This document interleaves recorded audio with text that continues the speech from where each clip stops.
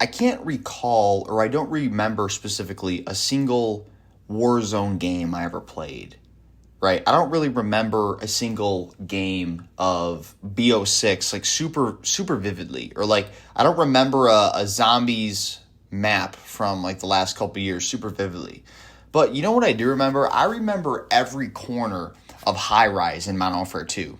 I remember jumping off the edge, grabbing onto that like scaffolding that's like hanging down, climbing up, going around the building and getting on top of the roof in High Rise. I remember playing on Wasteland. I remember playing on all the maps on Black Ops 1. I remember playing on all the zombie maps in the old school Black Ops days. You know, Kino, freaking Derice, Ascension, Moon, Shangri-La. I remember all those things, right? But I don't really remember like the modern stuff as much. I remember exactly the sound that the intervention makes, or what it looks like when you do a 360 YY quickscope. I remember what it looks like, getting a Lodestar kill streak or a swarm on Black Ops 2. I remember getting a nuke on Modern Warfare 2. I remember all these things, but I even remember what the main menu sounds like when you first load it up. The feeling of coming home from school, hopping on Xbox Live, and staying up all night with the boys. A vivid memory I have was when I was in 6th grade was when Black Ops 1 came out. And I remember as soon as the bell rang for the end of the day, my mom picked me up or whatever. Or actually it was my friend's mom that picked us up, but I got dropped off at the house, and my mom came home with chicken fingers from TGI Fridays. And I ate it with honey mustard and fries and stuff. And then she had picked up the Black Ops 1 game for the Xbox 360. I remember playing it all night. I remember one of my buddies at the time slept over, and we literally were just grinding Black Ops 1 all night. I remember the Halo days. I remember the OG COD days. But now it's gaming felt like an escape back then, like magic. It was like a portal to another world.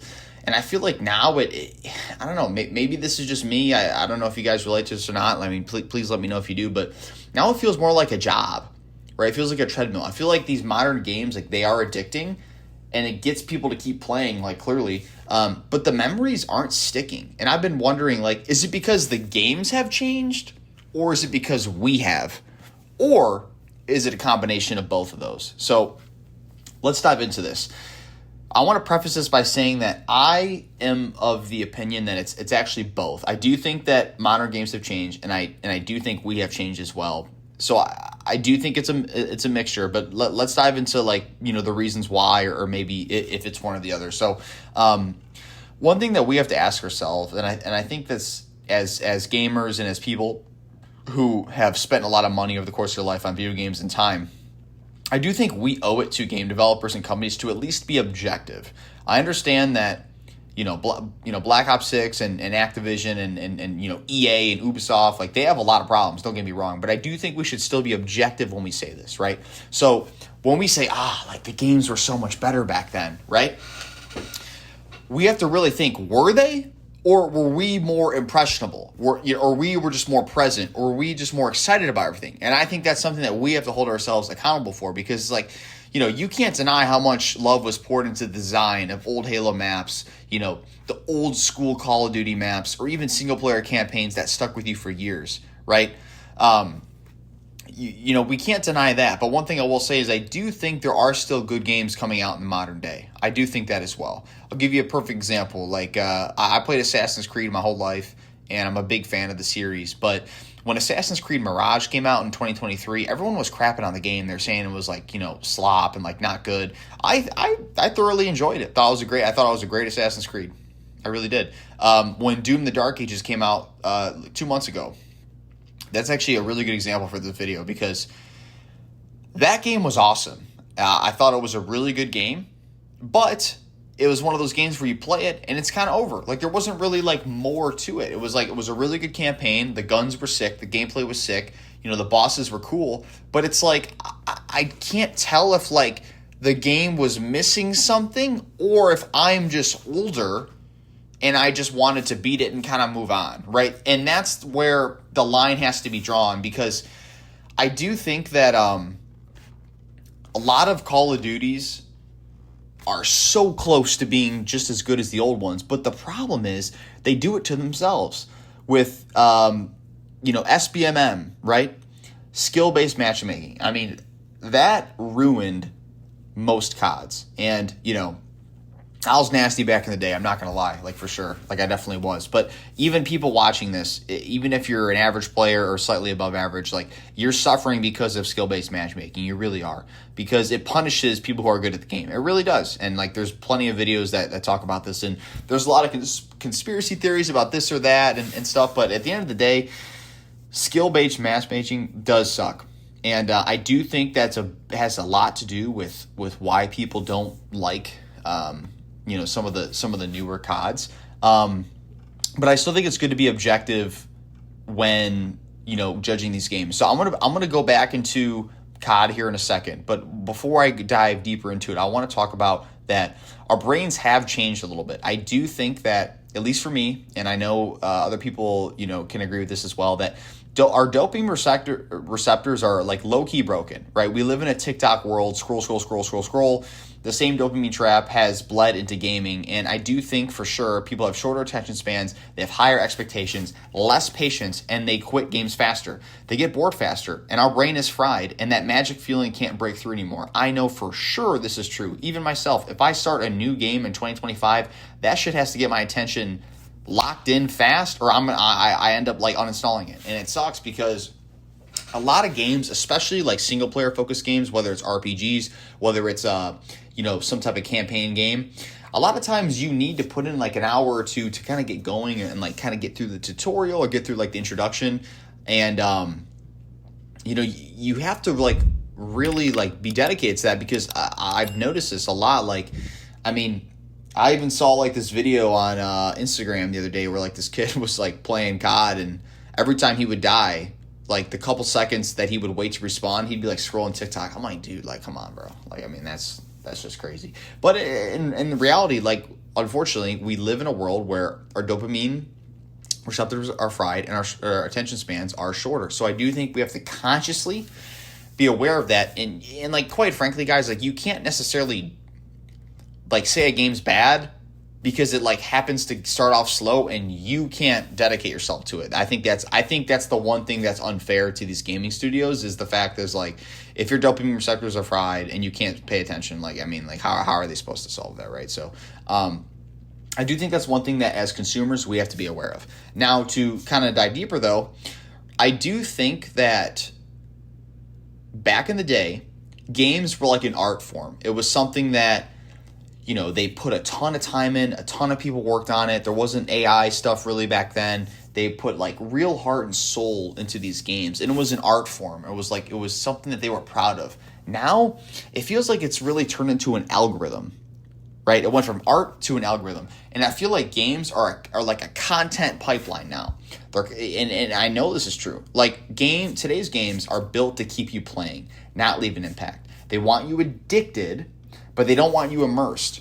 And we see this all the time. Fortnite was really the game that started this whole thing and ruined the whole industry. But, you have this whole battle pass system, XP grinds, daily challenges.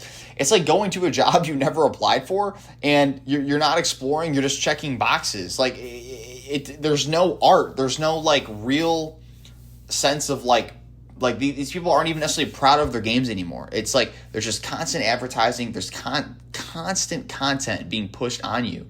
And it's just a content machine. I feel like it's it literally feels like a good example of this is there's videos on the internet that talk about how private equity is ruining industries and business because they're just buying up businesses and everything's becoming so corporatized. It's the same thing with video games. It's literally becoming a corporation.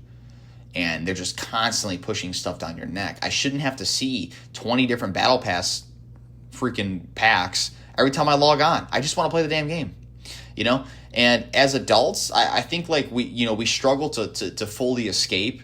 When we were kids and you came home from school and you hopped on Xbox and you were playing Call of Duty, playing Halo, playing Gears of War, whatever it may be, it was easier to just kind of just enjoy the moment, man. I remember one time.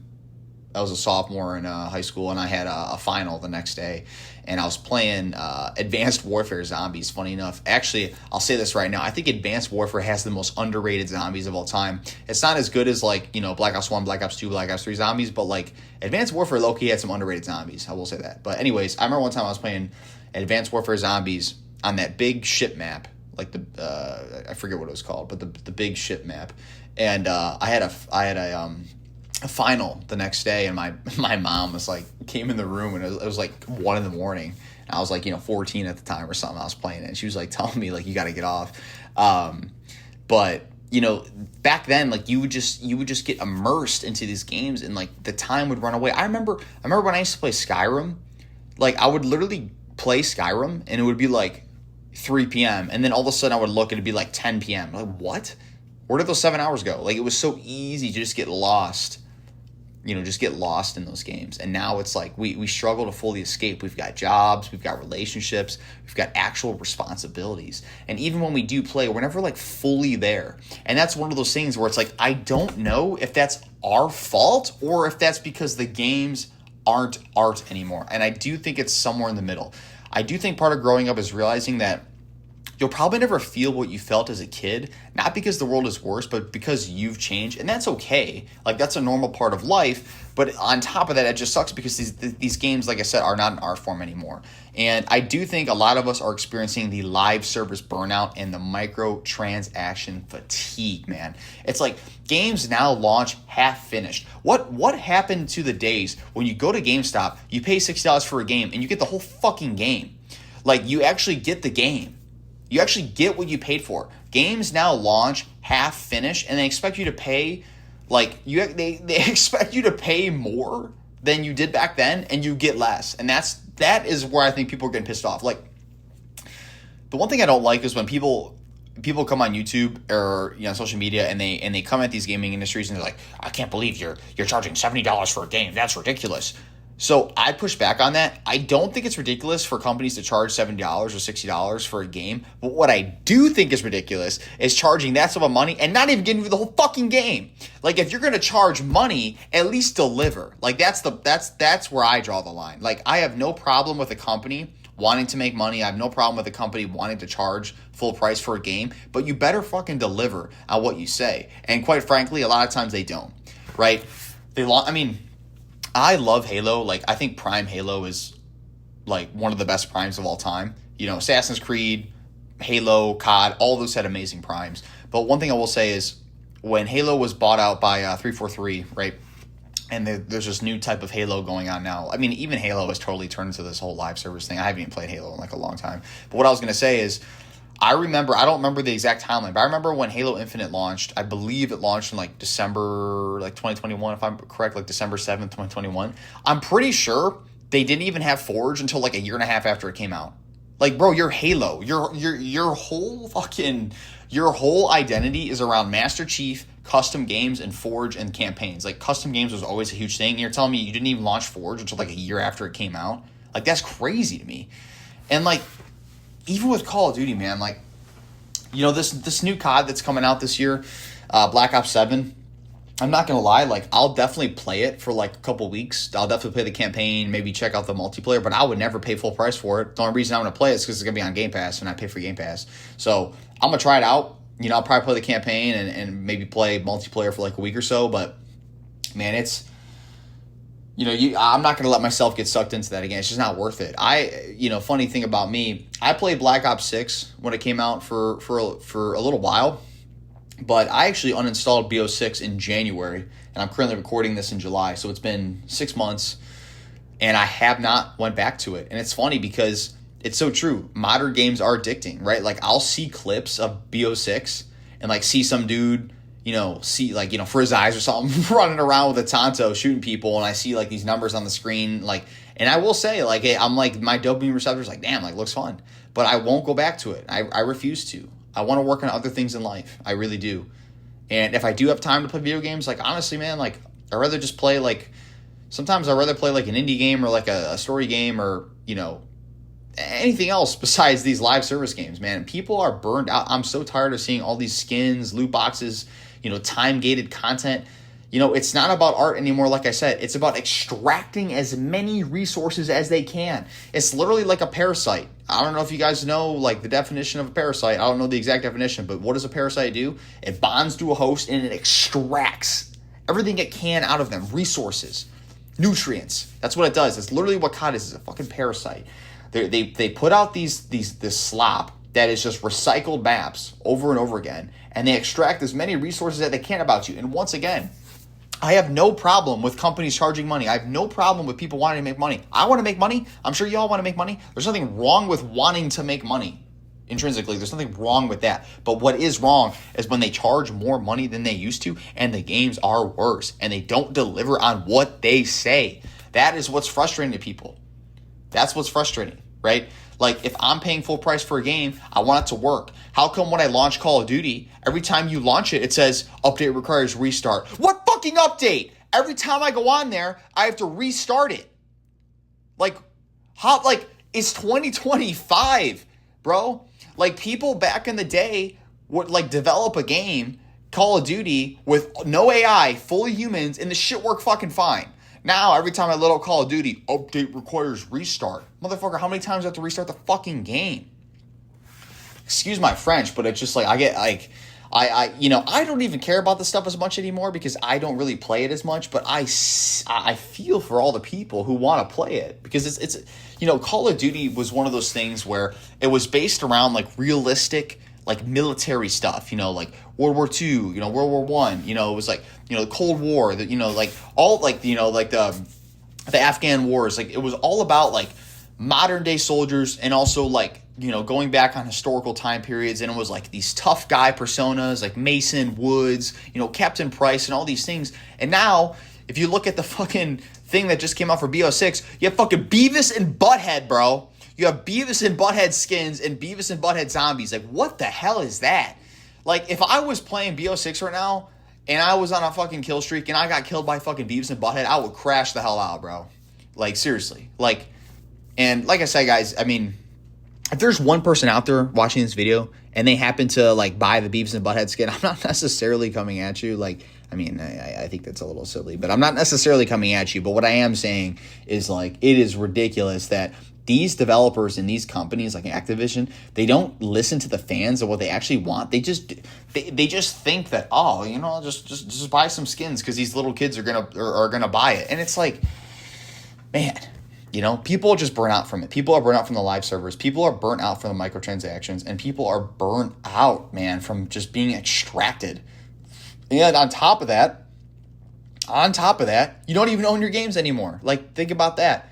The whole thing that came out a couple years ago where, like, the World Economic Forum, like, they have, like, their agendas, and one of them is, like, you will own nothing and be happy. Well, it's happening in the gaming industry, right? The death of ownership. You don't even own your games anymore. You're just leasing access. Game Pass, Steam, PlayStation, they can literally remove your game at any time. They can shut down servers at any time. They can revoke licenses at any time. Imagine renting your memories. Like, I think that's the biggest thing. You're literally renting memories. Think about that. Back in the day, like, I remember when Modern Warfare 3 came out, I was literally there with my dad at the midnight release at GameStop. You bought a physical copy of the game, and then no matter what, like, if the world could end, like, the Xbox could shut down, but guess what? If I had a physical Xbox 360 and I had the disc and I had internet connection, I could put the disc into the Xbox and play it. Now, they can revoke the license at any time. When you buy a game digitally, you're literally just buying access to the license to play it. That's literally what you're doing.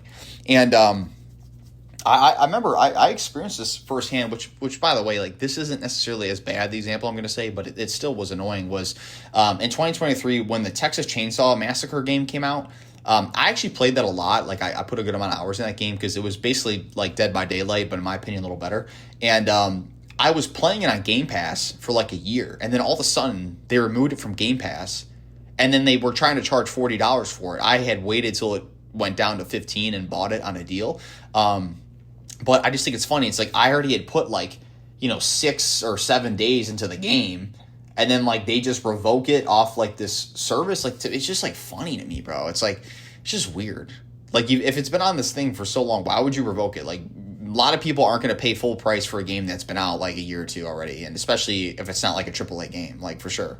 But You see this all the time with certain old Call of Duties or certain old Halos or stuff, like shutting down servers. It's like that could happen at any point in time. And I think people are just, like I said, fed up with having the resources extracted from them and just fed up with not actually owning their games.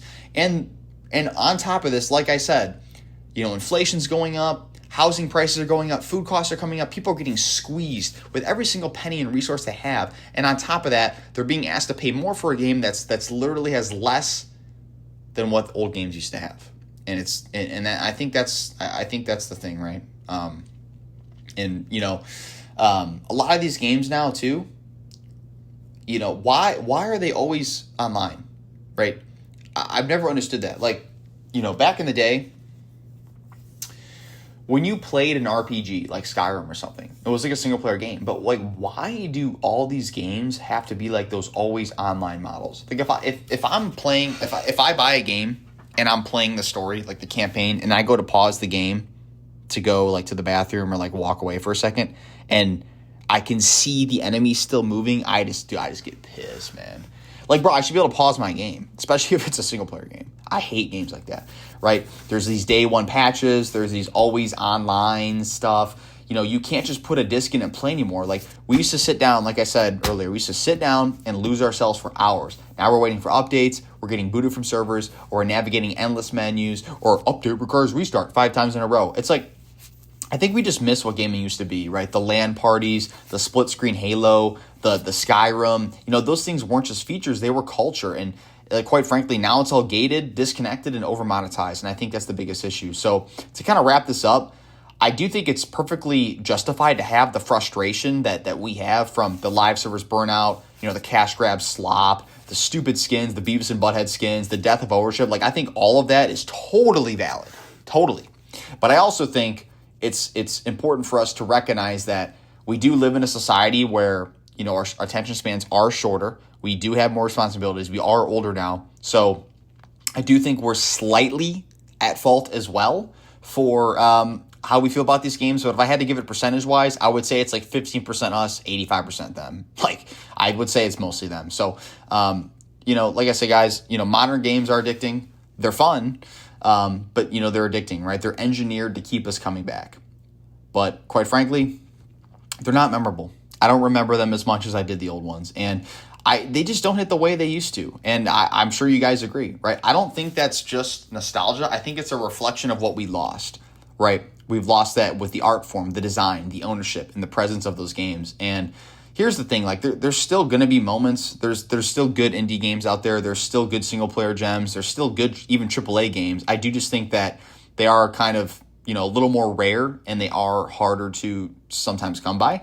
And, games that take risks and respect the player, they're just buried under the live service slop now, and you just have to go looking for them. So I want to hear from you, like, what's the last game you guys played that actually felt memorable? Like something you'll still be thinking about in 5 years from now. And do you think yourself that games have gotten worse? Or do you think that it's more so kind of on our fault and our side? I told you what I think. I think it's probably 85% them, 50% us if I had to put a percentage on it. But I'm curious to hear what you guys think, if it's more us or them.